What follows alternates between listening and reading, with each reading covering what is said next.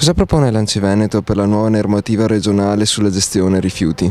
Allora, l'ANCI chiede che i comuni restino coinvolti in maniera forte, cosa che la proposta della Giunta regionale non fa.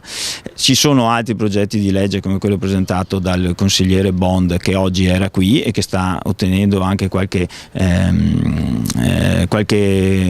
adesione anche trasversale, che invece lascia tutto ai comuni. Io credo che si può arrivare anche a una mediazione in cui ci sia l'associazione provincia comuni in questo ruolo, ma i comuni devono esserci, perché altrimenti abbiamo un elemento fondamentale della nostra convivenza, che è la pulizia urbana, su cui i comuni sono solo consultati. Questo credo non possa esserci.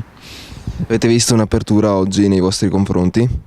Beh sì, sicuramente il capogruppo del PDL ha fatto una grande apertura. Credo che adesso però deve esserci una concertazione e una seria discussione, tenendo conto di tutte le problematiche che potrebbero innescarsi. Perfetto, grazie.